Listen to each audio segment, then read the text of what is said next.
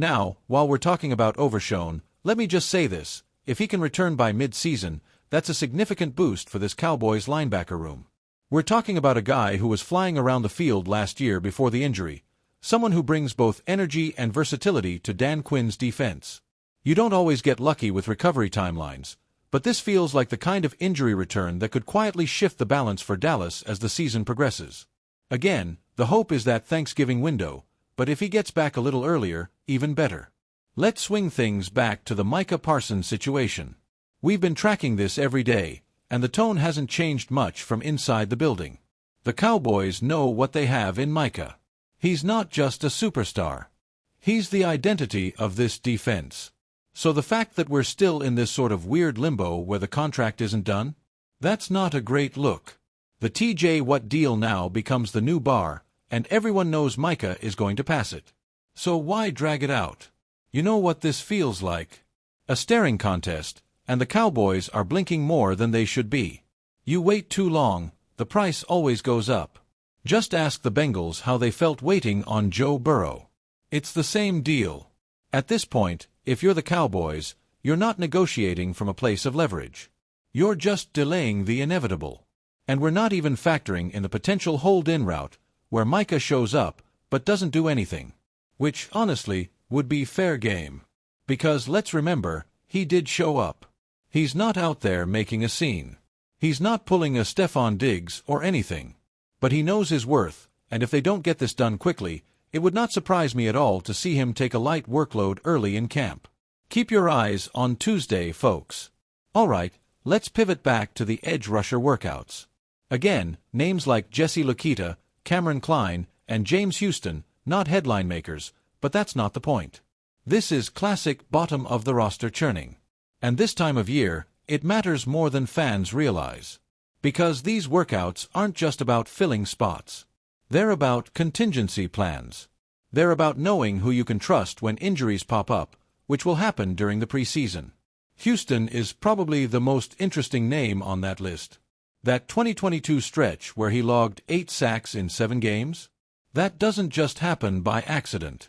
Sure, he cooled off fast in 2023 and barely saw the field, but that's what makes him such a potential value add.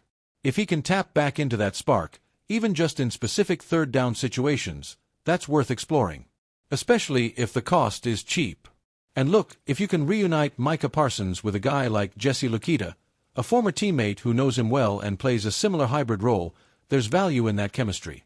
Even if Luketa's ceiling isn't particularly high, there's something to be said for familiar communication on the field. Sometimes that matters more than raw talent. Now let's revisit the Jaden Blue rumors. I'm going to say it again. I'm not buying into the full weight of these claims until I see something at camp. This whole narrative, that he's lazy, not working out, whatever, it just doesn't sit right with me. We're talking about a 21-year-old who just got to the NFL. Let's give the guy some time to breathe before we stamp a permanent label on him. Could there be red flags? Sure. The pre-draft concerns were real. But let's not forget, that's the same scouting world that questioned guys like Dak Prescott, CeeDee Lamb, and even Tony Pollard. Jaden Blue deserves a chance to prove himself in camp, not in the media echo chamber. And for what it's worth, I think a lot of this stems from a coach who hasn't been in the building in over 2 decades trying to stir up a little attention. That happens every year. Somebody wants to break news, even if the news is more smoke than fire. We'll see real quick what's true once the pads come on. So let's play it fair. Let's give Jaden Blue the shot to show what he can do, because if he ends up being that one-cut, vision-based runner the Cowboys need behind Rico Dowdle and Ezekiel Elliott, this whole conversation disappears. It's early. Let's not hit the panic button in July. And speaking of Dowdle, quietly, the coaching staff has had good things to say about him behind the scenes. He's got experience, he's got burst when healthy, and frankly, he might be more important to this offense than we think, especially if the Zeke Renaissance tour doesn't pan out. That RB2 spot is still up for grabs, and Blue isn't out of the race by any means. Alright, Cowboys Nation, quick recap and rapid fire before we wrap up. Micah Parsons is expected at camp, but the contract clock is ticking loudly. The Cowboys are still hunting for rotational edge help. James Houston might be the name to watch. The Jaden Blue criticism may be premature. The preseason will tell us a lot more than internet whispers. And DeMarvion Overshown may be on the comeback trail. Fingers crossed we see him on the field by November. So here's what I want to know from you. Will Micah Parsons get extended before the season starts? Type deal if yes, delay if you think it's dragging into the season. And what's your confidence in Jaden Blue? Let me know your number, 1 to 10, down in the comments. Don't forget that Micah Parsons' pool is still active. $5 entry, predict the signing date or trade date, and winner takes half the pot. Even if you missed the first wave, get in while you still can. Training camp is here, the pads are coming, and this Cowboys roster is full of storylines. Hit that subscribe button so you don't miss a thing. We'll have daily updates all camp long. This is your team. This is Cowboys Report. Let's ride. You know what's wild to me, Cowboys Nation? The more things change, the more they stay the same. Every time someone with championship credentials speaks on the Cowboys, whether it's Jimmy Johnson, Troy Aikman, or now John Gruden, they always circle back to the same themes: run the football, build from the trenches, and dominate defensively. That's it. That's the blueprint. And yet, every year, this franchise seems to want to reinvent the wheel. Now let me say this, I respect what John Gruden had to say, because he didn't sugarcoat it. He wasn't out here trying to pander. He gave it to us straight. He talked about what matters: toughness, identity, and commitment to physical football. He saw it firsthand in the 90s, and he's telling us, if you want to get back to the top, you've got to bring back that edge. And let me double down on what Gruden said about Dak Prescott. The truth is, when Dak's healthy and in rhythm, he's not just good, he's elite. But the Cowboys haven't done him any favors these last few years. No consistent run game. Offensive line injuries. Questionable play calling. He's been forced to do too much on his own. And as talented as he is, no quarterback can carry a team deep into January without help. Not even Mahomes, not Allen, not Burrow. Now Gruden said something that stuck with me. He said the Cowboys need to pick their back and feed him. And I couldn't agree more. This whole running back by committee idea, it might work in theory, but it lacks rhythm. It lacks identity. Running backs need to feel the game, wear down a defense, get in that zone where the cuts come naturally. That's how Emmitt Smith did it. That's how DeMarco Murray did it when he led the league in rushing. So the question becomes, who's that guy in 2025? Is it Phil Maffa? Could it still be Javonte Williams if he finally stays healthy? Or are we about to be stuck in no man's land again where it's RB1 by committee and nobody gets into a groove? Because I'll tell you right now, if we want playoff Dak, we better get run game Dak first. That's non-negotiable. And then we've got the trenches. Man, oh man. I cannot overstate this. Football is still won at the line of scrimmage. That's not old-school talk. That's forever talk. Tyler Guyton's development might be one of the most important storylines of camp. If he pans out, suddenly you've got a triangle on that O-line with Tyler Smith and Cooper Beebe that could dominate for the next 5 to 6 years. But they've got to hold up. Because if they don't, none of this works. You can't build a run game on hope. You can't protect Dak with maybes. Gruden's reminding us what we already know. The Cowboys were bullies in the 90s. They imposed their will. They didn't finesse their way to wins. They crushed you up front, play after play. And defensively, here's where I really lean in. He's right. Micah Parsons is the identity. But who else is stepping up? Overshown might be that guy, but the injury has delayed his growth. Leighton Vander Esch is gone. DeMarcus Lawrence is gone. This defense needs a new wave of vocal, physical, take-no-prisoners leaders.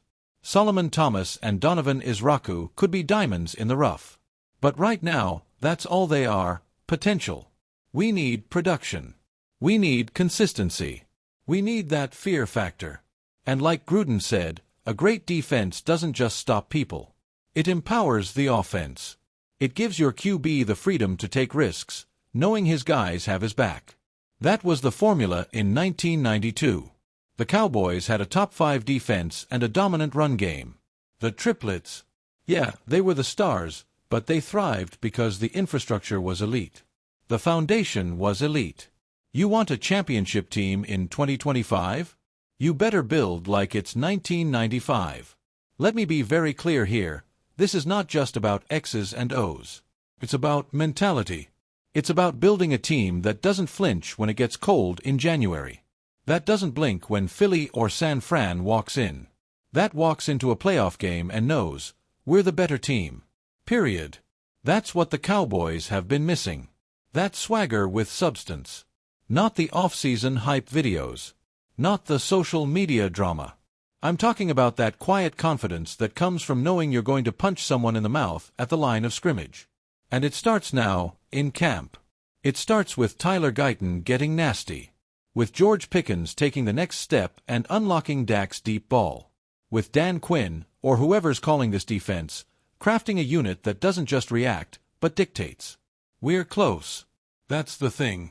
That's what makes all of this so frustrating and so exciting at the same time. You can feel it. This team's not rebuilding. This team's retooling. 1 or 2 key moves. 1 more A-plus draft. A few breakout players. And we're right back in that NFC title mix. So Cowboys Nation, tell me, are you buying what John Gruden's selling? Are we ready to run the ball, dominate the trenches, and take control of this division? Or are we going to keep playing finesse football and hope it works out? Let me know in the comments. Who's your bell cow back? Do we have enough on the O-line right now to dominate physically? And what's the true identity of this defense heading into camp? Smash that like if you're ready to see some real football this year. Subscribe if you believe the Cowboys still have championship DNA buried in this roster. And share this video if you're tired of the talk and ready to see action. We'll be here every step of the way, training camp, preseason, regular season, and beyond, breaking it down, holding it accountable, and talking facts. Until next time, DC4L. God bless. Let's talk Cowboys. Peace.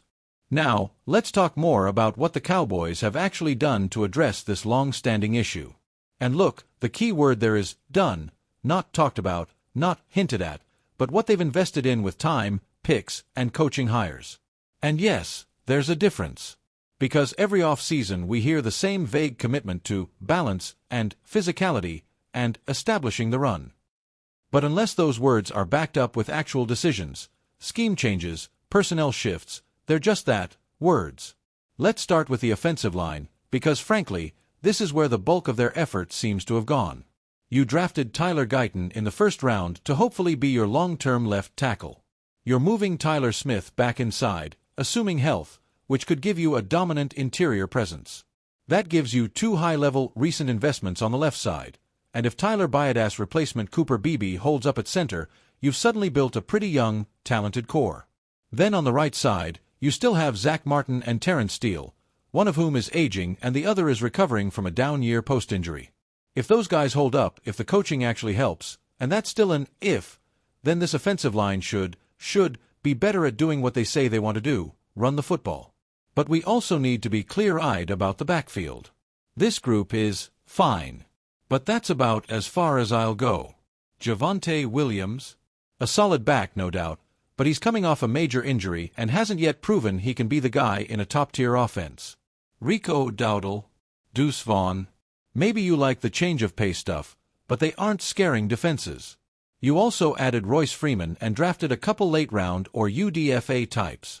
It's not a group that, on its own, is going to change games. But again, I don't think the Cowboys are trying to build it that way. The bet here, and we'll see if it pays off, is that the structure around the RBs will finally be good enough to get above-average results out of average talent. That puts pressure squarely on coaching. Clayton Adams, Jeff Blasco, Brian Schottenheimer, this group needs to pull the right levers schematically. We've already gone over the run scheme diversity from Adams' time in Arizona. That's great. That's promising. But we need to see it applied. If Dallas once again comes out with a steady diet of predictable zone runs into light boxes with no motion and no misdirection, then what was the point? The best run games in today's NFL, look at the 49ers, the Dolphins, the Ravens, they don't just line up and say, we're tougher. They manipulate leverage. They create angles. They get blockers in space. That's how you survive and thrive against modern defenses that are lighter, faster, and more complex than ever. So can the Cowboys actually do that? Can they go from a predictable, zone-heavy inside run team that barely gets 3 yards before contact to a multiple, adaptable ground game that gives you 4, 5, 6 yards consistently, especially when defenses dare you to do it? Because that's the core of this whole thing. Teams have figured them out. The book is out. When CeeDee Lamb starts cooking, when Dak gets into rhythm, what do defenses do? They drop safeties deep, they take away the pass, and they invite Dallas to run. And too often, Dallas accepts the invitation and still fails. It's like being given a wide-open layup and blowing it. That's where the frustration sets in. It's not about running more. It's about running better, when it matters. The big games. The playoff games. The close quarters against physical fronts that don't flinch. That's where the Cowboys have come up short again and again. I don't think anyone is asking for them to become the 1995 Cowboys again. Nobody's saying this has to be an offense that runs 30 times a game. But when you face 6-man boxes and light fronts, and you're still averaging 3.4 yards a carry, that's not just inefficient, that's unacceptable. You are letting defenses off the hook. You're failing to make them pay for selling out to stop the pass. And that brings us back to this point. Running the ball well isn't just about ego or toughness or identity. It's about control. It's about having answers. When teams play you one way, you have to be able to hit back in the other direction. You can't be one-dimensional and expect to win 3 straight playoff games. You can't lean on Dak Prescott and say, "Go win us the game," every single time, especially when you haven't earned the right to call play action on 2nd and 5 because it's always 2nd and 10. This has to be a more complete offense. That's the next evolution. And if you're not going to spend real assets at RB, you have to be elite at the other 3 points of the triangle: offensive line, scheme, and pass game threat. Here's what I'll say though, and maybe this is the optimistic side: if the Cowboys' offensive line stays healthy, if the coaching staff actually learns from past mistakes, if they diversify their run concepts and lean into the things their players do well, then yes, I do believe this team can at least get back to having a functional, even efficient, run game. Not elite, but enough. Enough to punish light boxes. Enough to keep drives alive. Enough to actually make defenses think twice about how they line up. That's what this needs to be about, making teams adjust to you instead of the other way around. But until we see it consistently, and not just in September against the Commanders, but in December in Philly or in January in San Francisco, it's just a plan. And plans don't win playoff games. Execution does. So once again, your turn. Where's your head at? What's your confidence level in the Cowboys fixing this run game problem? 1 to 10, drop it in the comments. I want to see what you guys think. And if you like today's show and want to see the same kind of breakdown but for the defense, share the video. Let us know. If you want it, we'll do it. More coming your way soon. Now here's where it gets real, because everything we've been talking about, all the points Gruden made, they don't matter unless the Cowboys own it. That's the bottom line. You can talk toughness. You can talk identity. But at the end of the day, championship teams don't just say it, they live it. And let me say this too, Gruden isn't saying anything revolutionary. These aren't secret formulas he's revealing. But sometimes it takes a guy who's been in the fire, who's seen what winning looks like at the highest level, to call out the obvious things we've all been trying to ignore. Because the truth is, this team has had enough talent over the last 5 years to make a serious run. Multiple Pro Bowlers. Top 5 scoring defenses. High-powered offenses. It wasn't a lack of ability, it was the inability to consistently play complementary football. And that's where Gruden's insight cuts through the noise. Let's go back to Dak for a second, because this is his team. Always has been. And what Gruden said about keeping him upright, that's not just about avoiding injury, it's about giving him the platform to lead. Dak doesn't need to be Patrick Mahomes. He doesn't need to run around making circus throws. What he needs is structure, rhythm, clean pockets, and just enough help from the run game to keep defenses honest. And you know what? When he has that, when the play action is humming, when the run game's keeping drives alive, when he's not having to play hero ball down 14 early, Dak is dangerous. Top 5 dangerous. I'm not here to argue with stat watchers or people who love the highlight QBs. I'm talking about real, sustained quarterback play. Leadership. Command. That's what he brings. But the organization has to meet him halfway. And again, this is where identity matters. Because we keep saying the word like it's just a slogan. But identity is what shows up when things go wrong. When you're down 10 points on the road. When your WR1 is doubled, and your pass rush isn't getting home. That's when you lean on something foundational, a mindset, a physical edge, that brings you back into the fight. And right now, for the Cowboys, that foundation should be the offensive line. You drafted big. You drafted mean. And if you hit on Tyler Guyton and Cooper Beebe the way you think you did, then there are no more excuses. You've got the tools. Now you build the wall. Because that wall, that line of scrimmage dominance, is how you stay ahead of the chains. That's how you get 2nd and 5 instead of 3rd and 9. That's how you wear teams down in the 3rd quarter and break them in the 4th. That's where games are won, not in the red zone, not on SportsCenter, but right there in the trenches. And while we're on it, let's talk about the defense again, because Gruden wasn't wrong. This group has all the ingredients, but what it's missing is a clear tone. We know what Micah Parsons is. He's the heart, the motor, the lightning bolt. But around him, it still feels like parts moving in isolation. You've got playmakers. You've got speed. You've got rotational pieces. But what you need is identity. A style. Something that travels in December, that punches you in the mouth on 3rd and 1. The front 7 has to come together. The linebacker room has to stabilize. And most importantly, someone in that locker room, not just Micah, needs to step up and set the tone. That's what the 90s Cowboys had. Haley, Norton, Woodson. Dudes who changed the energy. And here's what's crazy. This team isn't far. This isn't a rebuild. It's a refocus. It's about finishing. Playing clean football when it matters most. Limiting the back-breaking penalties. Winning on 3rd down. Getting off the field. Extending drives. That's how you turn 12-win seasons into 14-win seasons. That's how you win in January. You're not chasing perfection. You're chasing consistency. And the great teams, the ones that hoist trophies, they don't need to dominate every snap. They just don't beat themselves.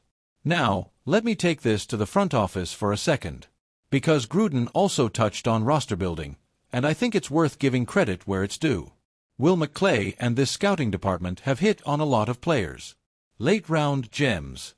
UDFA finds. Solid trades. The talent is there. But this is the year where it has to all come together. Because if it doesn't, if this season ends in the same kind of heartbreak we've seen the last few years, then it's not just on the players. It's on the decision-makers too. Did they bet on the right guys? Did they hold back too much in free agency? Did they do enough to put this roster over the top? That's why, for me, this feels like a pivot point season. Not just for Dak. Not just for McCarthy. But for the entire direction of this franchise. You're either on the doorstep of something special, or you're about to reset the whole thing. So I'll ask you again, is this team one piece away? Or are we still lying to ourselves about what's really missing? You tell me. Is it a linebacker? A second corner? Is it a better scheme? Is it a voice in the locker room who's been to a Super Bowl and knows what it takes? Hit the comments and let's talk about it. Because these are the questions that matter. Not just who made the Pro Bowl or who got the most fantasy points, but who's going to be standing in that tunnel in late January, ready for war. And before I get out of here, let me say this, if you're still watching, you care. And if you care, I'm rocking with you. Because being a Cowboys fan ain't easy. You get clowned. You get doubted. You hear the same jokes every year. But still, we show up. Still, we hope. Still, we believe. And maybe, just maybe, this is the season where all that belief gets rewarded. If you're with me, smash that like button. Drop a DC4L in the comments. And let's make this the year we don't just talk potential, we live it. Until next time, God bless, be safe, and let's talk Cowboys. Where we talk facts. Now look, you light that candle, Haley. Light it now. Because let's be honest, if there's any year that feels like a pressure cooker for the Dallas Cowboys, it's this one. This isn't a rebuild. This isn't a bridge year. This is a prove-it year, for the quarterback, for the coaching staff, for the front office, and maybe even for the entire direction of the franchise. We're not talking about sneaking into the playoffs. We're talking about a team that should expect to be there. A team with Pro Bowl-level talent at key positions. A team that, when healthy and locked in, can beat anybody, yes, anybody, on a given Sunday. But that's the catch, right? Consistency. Health. Finishing. Let's circle back to Dak Prescott. He knows the narrative. He's heard it every off-season, the playoff questions, the contract talk, the comparisons. But there's one thing that can't be debated. When Dak is healthy and protected, he's among the league's most efficient, productive quarterbacks. You saw it in 2023. He wasn't just managing games, he was commanding them. The decision-making was sharp. The chemistry with CeeDee Lamb was elite. And when things were clicking, this offense looked unreal. Now you add George Pickens to that mix. You give Dak two explosive, dynamic, go-get-it receivers who can both win in space and beat you vertically? That's dangerous. That gives defensive coordinators nightmares. And then you throw in Jake Ferguson, who's developed into a true weapon in the seam, and you're talking about a full complement of pass-catching options that can stress any defense, any coverage. But here's the kicker. None of that works without the offensive line. This front five doesn't need to be perfect, it just needs to be solid. Healthy. Cohesive. If they can keep Dak upright and give the backs enough daylight to stay balanced on early downs, then that entire offensive machine becomes unpredictable, explosive, and efficient. That's the formula. And about the run game, look, nobody's expecting 2016 Zeke-type numbers out of this group. But what you do need is a respectable ground attack. A group that can convert on 3rd and 2. That can ice a lead in the 4th quarter. That can set up play action and slow down a pass rush. If Javonte Williams stays healthy, and that's a real if, no sugarcoating it, then this backfield can surprise people. Especially with lighter boxes created by this wide receiver group. Defensively, the talent's still there. Micah Parsons is that guy. He's not just a pass rusher, he's a tone setter. A chaos creator. When he's locked in and not being asked to do everything, he wrecks games. And with Dan Quinn gone and Matt Eberflus in, maybe that's a blessing in disguise. Eberflus is going to simplify the approach, make things fast, make things physical. He's not going to reinvent the wheel. He's going to let these guys play downhill and react. That might be exactly what this unit needs. You still have the veterans, Trayvon Diggs, DeMarcus Lawrence, Donovan Wilson. You still have young ascending players like Darren Bland, who led the league in picks last year. The pieces are in place. But they've got to stay on the field. Injuries decimated this group in key moments last year. That can't be the story again. And one more thing, leadership. That's what's been missing in crunch time. The Cowboys haven't lacked talent. They've lacked the voice that calms the storm in January. The vet in the locker room who's been to the mountaintop and knows how to get back. Maybe that's someone already on the roster. Maybe someone steps up.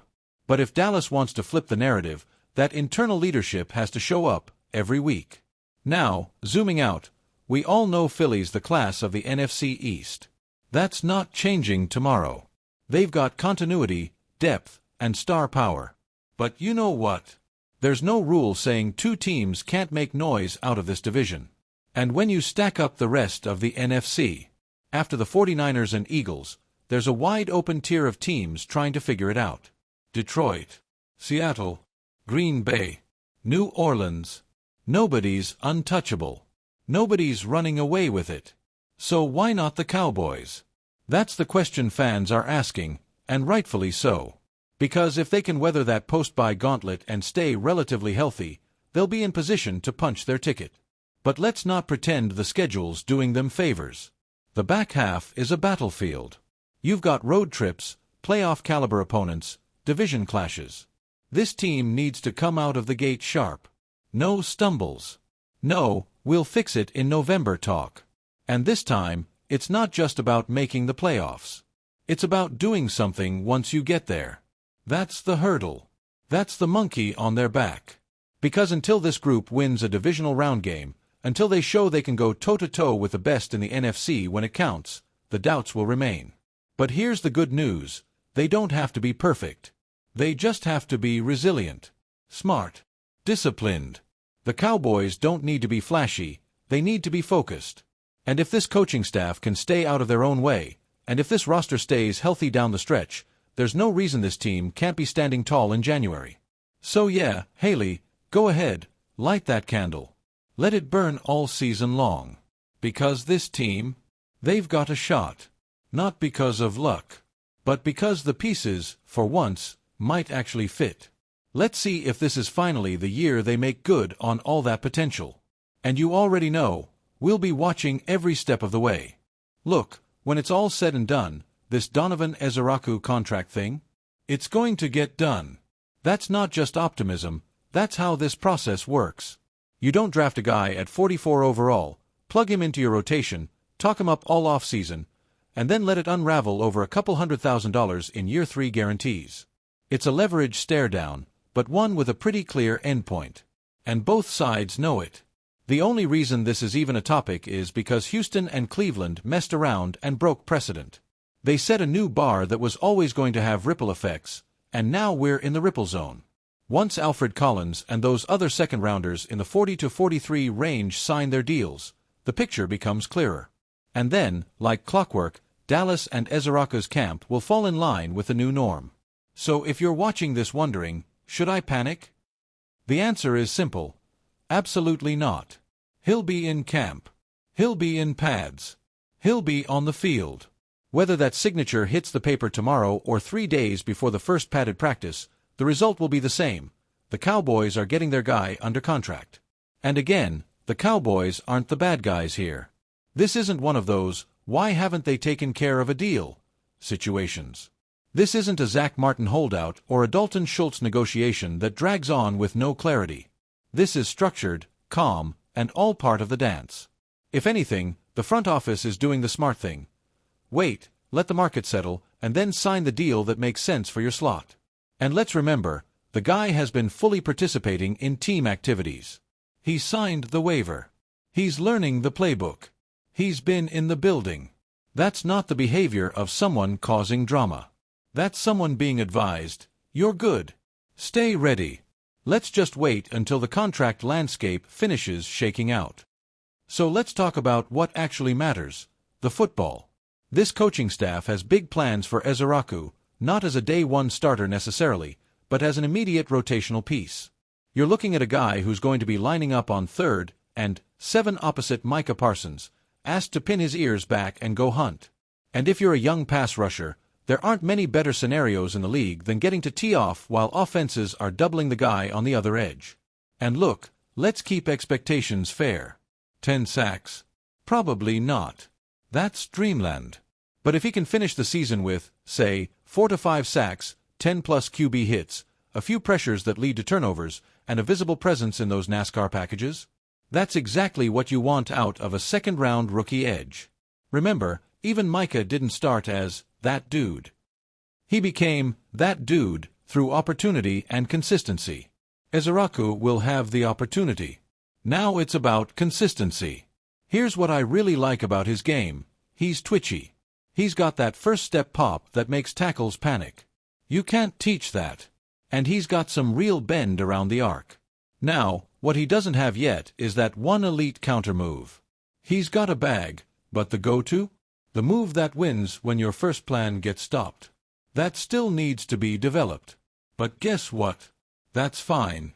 That's the job of the coaching staff, specifically Jeff Zgonina and the pass rush group. You mold those natural traits into polished tools. The foundation's already strong. Now it's about refining. Let's think ahead for a moment. Dante Fowler's not a long-term answer. Dorrance Armstrong left in free agency. Tank Lawrence is still a force, but he's aging. The Cowboys need someone to emerge opposite Micah as the next wave of pass rush juice. Ezeraku and Marshawn Nyland could be that pair. Nyland, the better run defender. Ezeraku, the better athlete. Together, they could be a nice mix of power and finesse off the edge, especially if the interior pressure from OSA and Motzi takes a step forward. Speaking of which, this front seven is built to feast if the rotation clicks. You've got Micah as the centerpiece. Tank as the vet. Then you surround them with young, hungry, twitchy guys who can contribute without being leaned on like full-time starters right away. That's how you keep legs fresh in December. That's how you survive deep playoff pushes. And that's why a guy like Ezeraku matters so much. Because if he hits, he doesn't just help you this year. He makes life easier next year when decisions about Tank, or Fowler, or even contracts for other defenders start looming. So yeah, the contract isn't signed yet. But from a team-building standpoint, this pick already looks smart.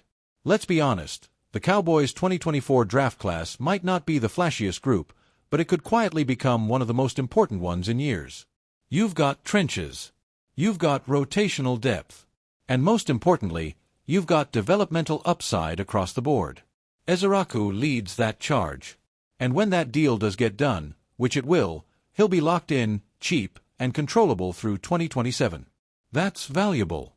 Especially with how top-heavy your payroll is going to get once Dak, CD, and Micah get their new money. So, Cowboys Nation, take a breath. Don't let the contract delay freak you out. Don't fall for the headlines that make it sound like a standoff. This is just the new reality of a changing rookie contract landscape. And when the dust settles, Ezeraku will be suited up, chasing quarterbacks, and hopefully giving us all something to get fired up about this fall.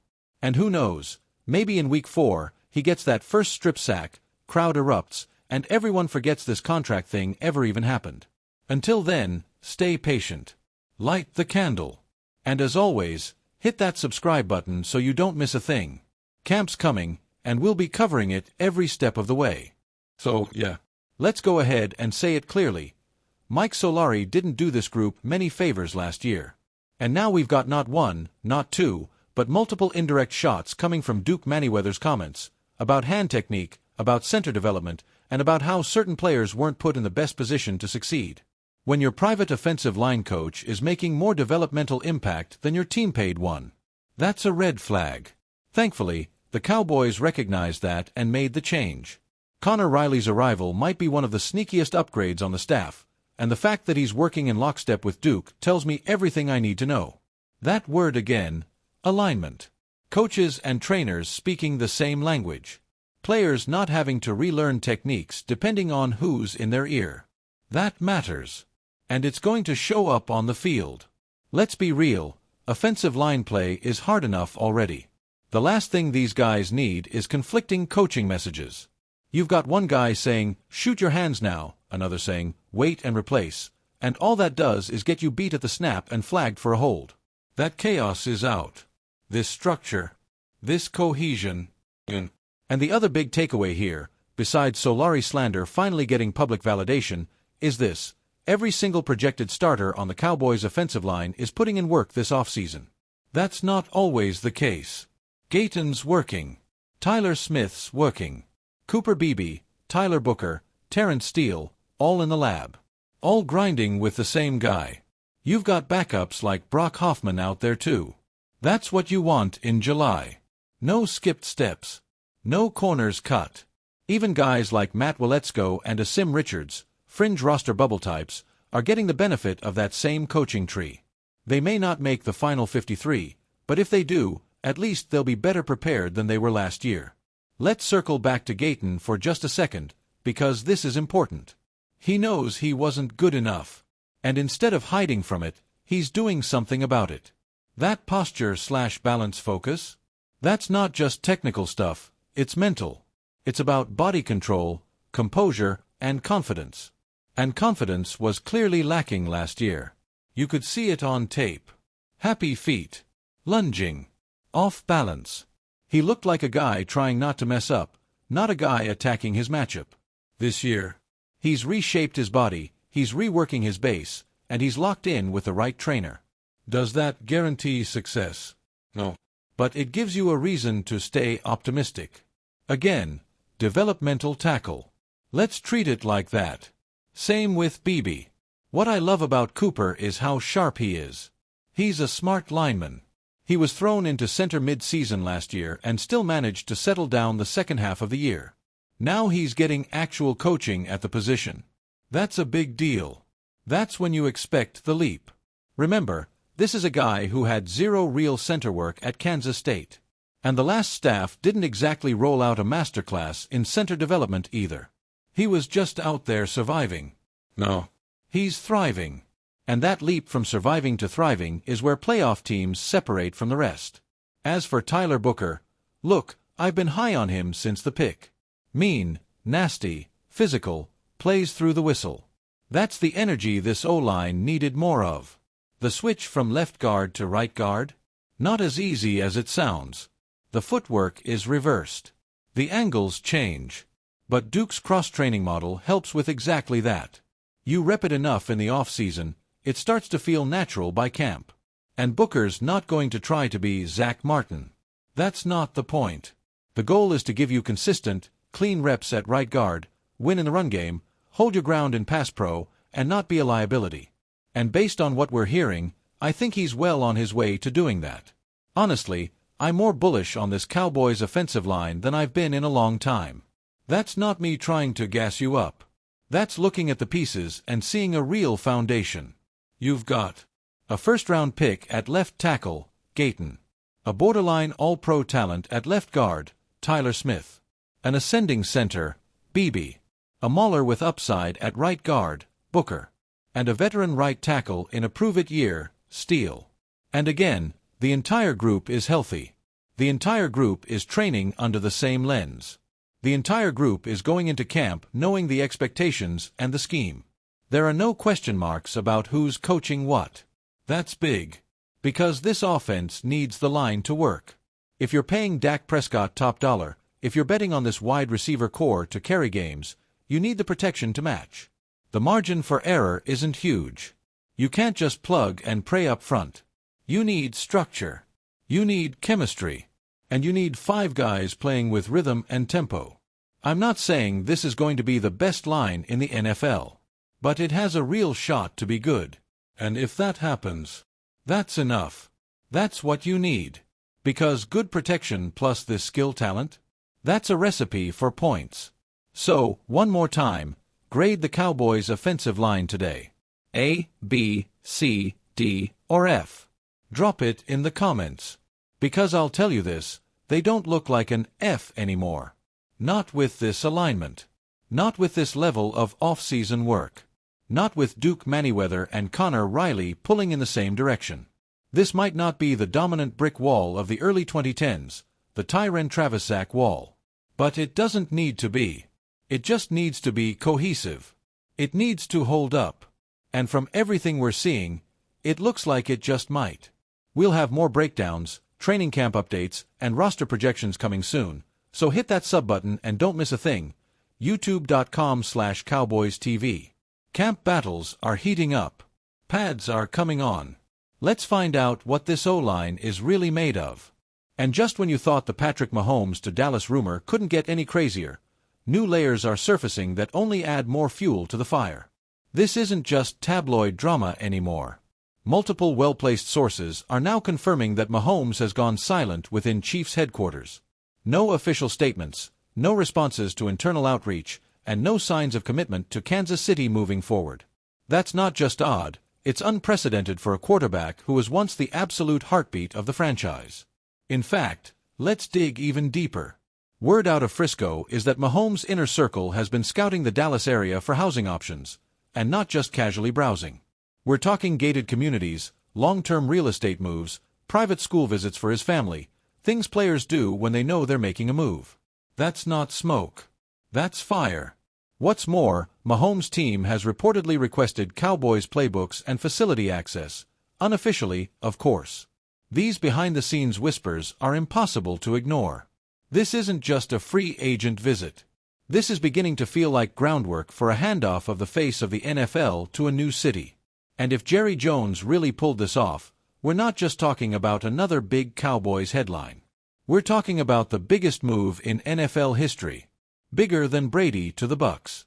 Bigger than Favre to the Jets. Bigger than Peyton to the Broncos. Because Mahomes isn't declining. He's in his prime. He's the guy. The one every defensive coordinator loses sleep over. And now, he may be wearing the star.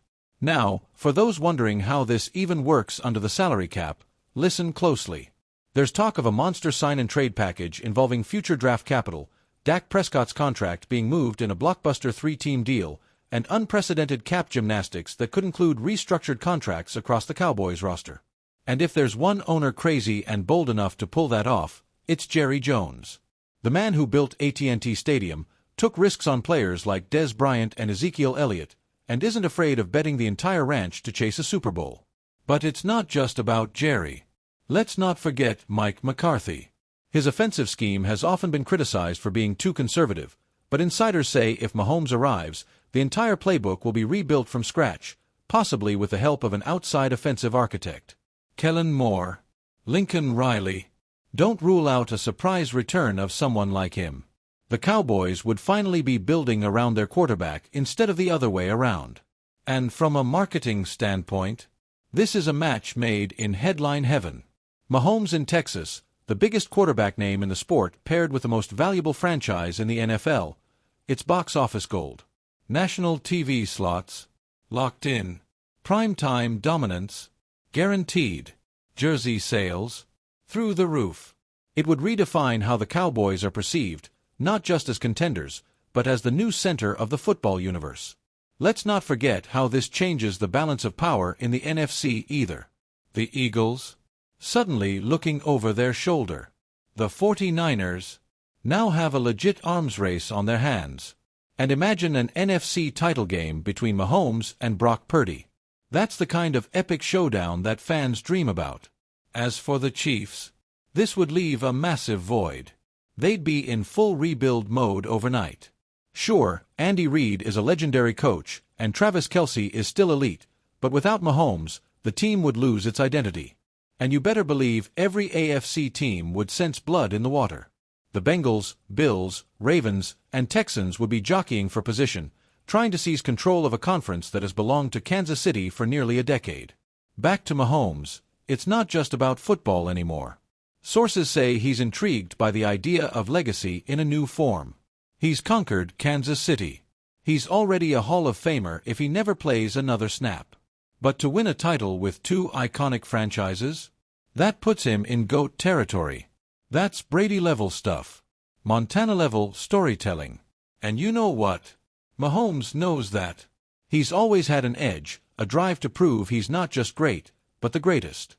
Maybe this move is about cementing that legacy once and for all. But here's the twist. This could all be part of a strategic leak. A leverage play.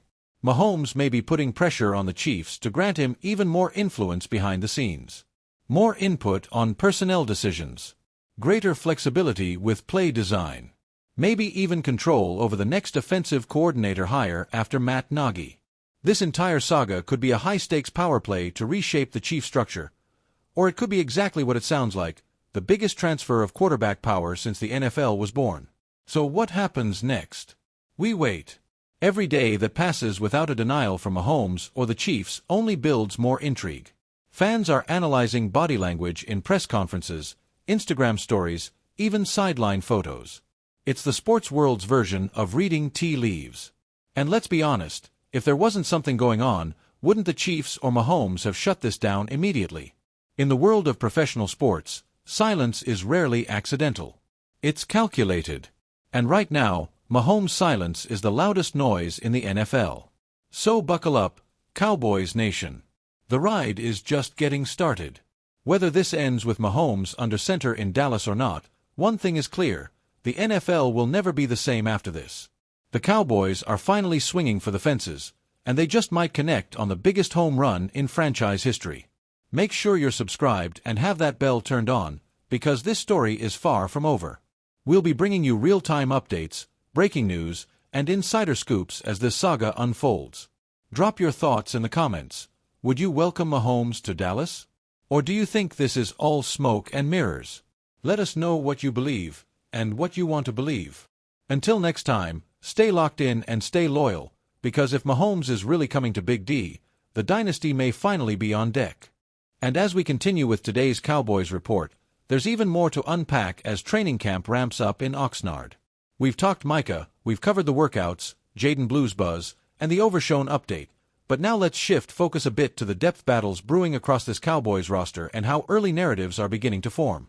Buckle up, because this part of the season, the ramp-up before pads go on, is where the seeds of surprise roster moves and breakout stories start to take root. Let's start back with Micah Parsons, because as long as his contract situation remains unresolved, the conversation doesn't go away. We already know he's in Oxnard, but we're still waiting to see how fully involved he'll be. Is it going to be light walkthroughs? Full-speed reps? A classic hold-in, where he shows up but doesn't fully participate? All of that is TBD, but here's the main thing. Micah showing up at all already sets a tone for this defense. Leadership can be displayed in different ways, and Parsons continuing to stay engaged, even without a new deal yet, says something about his priorities and his commitment to this team. What continues to frustrate many, however, is the lack of urgency from the front office. They've had months, honestly years, to prepare for this extension. You had to know that at some point Micah would become the highest-paid non-QB in football. That was always part of the equation. The floor was set by Nick Bosa. The ceiling just got bumped by T.J. Watt's new extension. Every day the Cowboys wait, the price tag creeps higher. Now let's circle back to those edge rusher workouts again. James Houston, Jesse Luketa, and Cameron Klein may not be splashy names, but these workouts tell us something very important. The Cowboys are already preparing for competition on the edges of their roster. Houston is the name that continues to pop. Remember, 8 sacks in just 7 games as a rookie. If that flash was real, and he's healthy now, he could absolutely be a sneaky rotational contributor. But it's a gamble. Luketa's versatility and Penn State connection to Parsons may help him in terms of familiarity, and Klein gives you more size on the edge. But none of these guys are locks. Bottom line, this is churn season. Roster spots 85 to 53 are in flux, and guys like Sam Williams, Darrell Johnson, and maybe even Dante Fowler Jr. need to show they can hang on to their roles with fresh competition in town. Now, switching gears a bit, let's dig further into this Jaden Blue situation. There's a bigger picture here than just what one podcast claimed over the weekend. These kinds of whispers are not unusual in the early weeks of a player's NFL career, especially for someone with pre-draft question marks around effort or professionalism. But context matters. We've said it already, Blue just turned 21. He was a 5th-round pick. It's not like he entered the league as some anointed savior. He's a developmental player with real traits, but also real growing up to do. And what we haven't seen, at least not yet, is anything on field to back up those negative whispers. The moment he steps into a real practice setting with pads on and starts getting reps in, we'll know a lot more. And if there really were concerns internally, you'd expect to see reps shifting away from him pretty quickly in camp. But for now, we haven't heard that from any beat reporters actually there in Oxnard. That's worth remembering before we buy into any headlines based on second-hand sources from decades removed. So again, let's pump the brakes. Blue deserves a fair shot to prove himself before we label anything as lazy, uncommitted, or otherwise. And again, this coaching staff isn't going to be shy about holding players accountable. If there's a problem, it'll show up fast. Let's close things out with a little more good news. Yes, we are staying optimistic here about DeMarvion Overshown. That Instagram post was a quiet but encouraging little nugget that might have flown under the radar for some fans, but it matters. If you recall, Overshown tore his ACL during the 2023 preseason. That was a blow. He was showing all the traits of a modern-day hybrid linebacker, rangy, aggressive, and versatile in coverage. Seeing him post that "we getting active this season" line and tag the training staff while giving credit to God is a strong indicator that his rehab is trending in the right direction. If we project conservatively, Thanksgiving feels like a reasonable target for a potential return. But even if he doesn't see real game action until December, it would be a massive win just to get him some reps before year's end. And remember, when you lose Leighton Vander Esch permanently to retirement, suddenly that linebacker room needs another dude to step up. Overshown may not be ready week 1, but his presence come the second half of the season could be huge for this defense. One more thing, we're also watching that linebacker room very closely. Is this the year Damone Clark takes a leap? What's the real plan for Eric Kendricks, starter or just early down depth? What happens if someone like Marquise Bell plays well enough to take over even more snaps at the second level? The Cowboys have options, but they're also short on proven upside in the middle of the defense. Overshown returning to the fold helps stabilize things. To wrap this all together, Micah's contract looms large, the edge depth is being stress-tested, we're pumping the brakes on early Jaden Blue drama, and Overshown might just be ahead of schedule. All things considered, the early vibes out of Oxnard are more good than bad, but as always, we'll know a lot more once the pads go on and real reps begin. Quick reminder. Make sure you're subscribed to the channel so you don't miss our live coverage from camp, pressers, and our daily analysis. Hit that like button, drop your comments below, especially your confidence level in Blue and your thoughts on Micah's deal, and we'll catch you in the next update. Until then, Cowboys Nation, stay locked in. The journey back to greatness continues, and training camp is just the beginning. Let's ride. And let's keep rolling with today's Cowboys report as we continue digging into all the buzz coming out of Oxnard. We've hit Micah, touched on the edge rusher workouts, weighed in on the Jaden Blue controversy, and looked at the Overshown update, but there's more worth discussing as this camp gets underway. Because while we've talked individual names, we haven't yet zoomed out to look at what all of this means in the bigger picture. Let's start by connecting the dots between Parsons and the team's lack of urgency. The Cowboys have long operated with this "we'll get to it when we get to it" mentality when it comes to extensions. Dak's deal dragged on. CeeDee Lamb is still waiting. Now we're seeing it again with Micah. But the frustrating part isn't just the delay, it's the lack of strategy. Every day that passes without a deal for Parsons risks making it more expensive. Why wait until Aiden Hutchinson resets the market when you could lock Micah in now? From a cap perspective, it's not like the Cowboys are boxed in. They've got room. They've had flexibility. This isn't about whether they can pay him, it's about when they finally decide to. And when a player like Micah shows up on time, does all the right things, and still gets slow-walked through the process, it doesn't just send a message to him, it sends a message to the locker room. It tells other stars, "We'll take care of you, eventually." Not exactly the most motivating precedent for guys like Lamb, or even Tyler Smith looking down the road. Speaking of motivation, let's talk more about those edge workouts. The churn at the bottom of the roster is nothing new, but this group? There's some upside hiding here.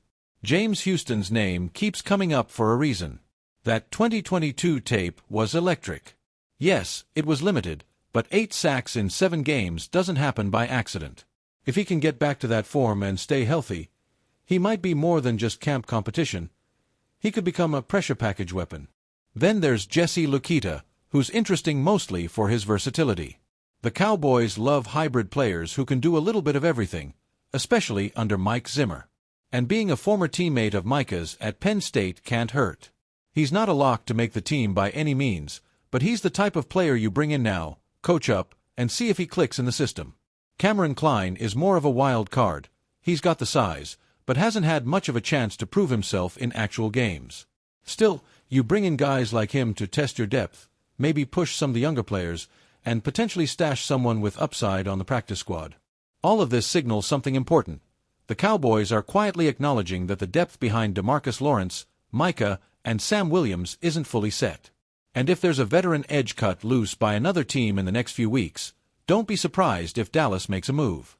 Now back to Jaden Blue, because this storyline probably isn't going away anytime soon, and how it develops will say a lot about the Cowboys' ability to develop young talent.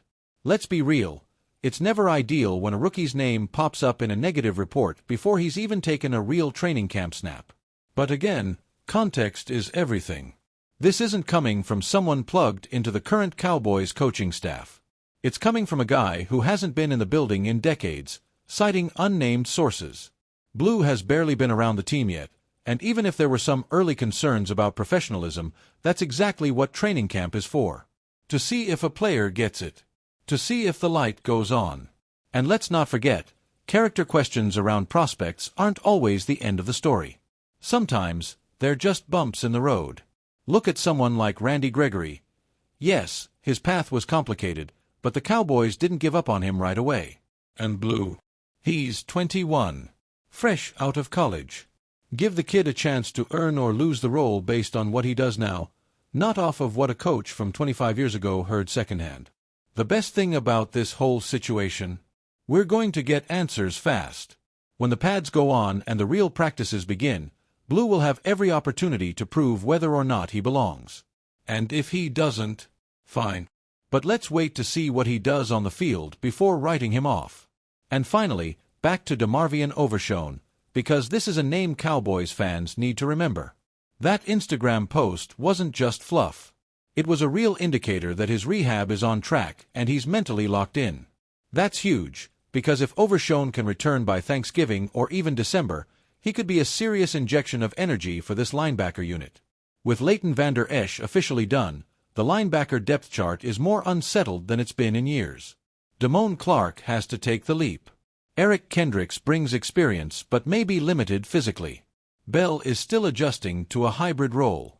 Overshone returning could fill that missing puzzle piece, especially on third downs and in coverage where his athleticism really pops. The key will be patience. You don't want to rush Overshone back and risk re-injury. But if he can get reps late in the season, it sets him up to be a major contributor in 2026. Think of it like adding a mid-season rookie, one with a full year in the system already under his belt. So to recap everything on today's show, Micah's still without a deal, and the Cowboys' slow play is frustrating but unsurprising. Edge rusher depth is officially being tested with tryouts for guys like Houston and Lukita. The Jaden Blue story smells like premature speculation. Let's wait for actual football before judging. And Overshone's latest health update? Quietly one of the best bits of news the Cowboys could ask for as camp opens. It's only day one, and already the storylines are stacking up. Camp always starts with optimism, but the truth will emerge quickly once the action ramps up. Pads go on soon. Position battles heat up. And we'll be here covering all of it. Make sure you're subscribed, notifications turned on. We'll be going live for pressers, post-practice reports, and even some bonus content like roster projections and Madden Sims. Hit that like button, drop your thoughts in the comments, especially on Jaden Blue, the edge rushers, and Micah's contract, and we'll see you in the next update. Until then, Cowboys fans, enjoy the ride. Oxnard's just the beginning.